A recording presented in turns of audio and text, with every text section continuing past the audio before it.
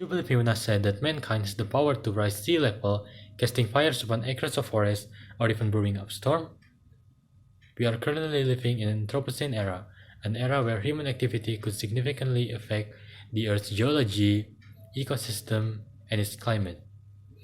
As a fellow Earthling, I would like to ask you all to be more mindful about our impact toward the Earth so we, and eventually our descendants, could live on a healthy planet.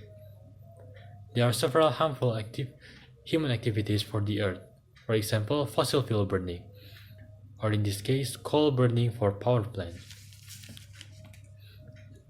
According to International Agent of Energy, coal-powered power plant release 10 gigaton of carbon dioxide into the atmosphere annually. The excessive amount of carbon dioxide in the atmosphere could cause temperature to rise and ocean acidification, which poisons all the marine life in it. According to a journal by Ken Caldera, oceanic absorption of carbon dioxide from fossil fuel may result in a larger acidity changes over the next several centuries than any inferred from geological record of the past 300 million years. Another effect of the excessive amount of carbon dioxide in the atmosphere is the melting of glaciers in the Earth poles, which in turn sinking the small islands and lowlands around the world, such as what's happening in Kiribati Island in the middle of the Pacific right now. This effect should be enough to urge us into taking action, right? But sometimes it feels so difficult to take action. What makes them so difficult? The first is our concept of inconvenience. According to a journal by Linda Steg titled "Can Public Transportation Compete with Private Car?" In her journal stated that people favor the convenience of their private car over public transportation. Some effort, such like this one, requires us to have more effort than usual. But trust me, it will be worth the effort because it will lessen our impact toward the Earth.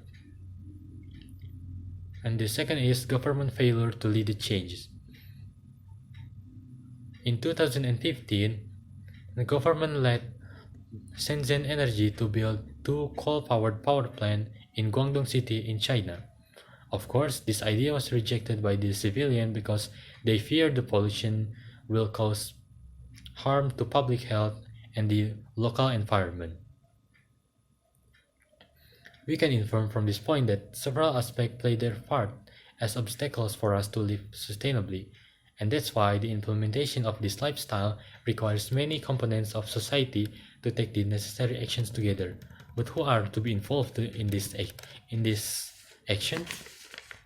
The first is civilian.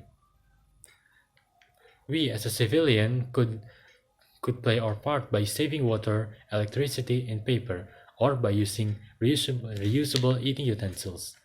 And the government could make policies that usher large corporations to be more responsible for their impact they have inflicted on nature, and then supporting development of renewable energy and providing infrastructure that lessen and organize the amount of waste such as trash bank and better public transportation.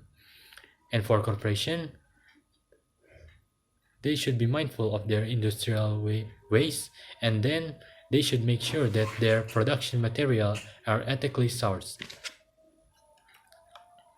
Before I close this speech, I would like to summarize the overall speech. Mankind's unsustainable activity on Earth left several catastrophic impacts on Earth, such as global warming, rising sea level, and pollution. And this effect could be prevented if mankind started to live sustainably, but there are some obstacles in implementing this lifestyle, such as our mindset and government and cooperative decision with its people. And this implementation requires involvement of many components of our society, such as government, civilian, and corporation. With our combined effort, we can prevent from being recorded by history as a destructive creature that harmed its own planet. And let's impact the Earth positively so our descendants will not look at us as the generation who stole the future from them.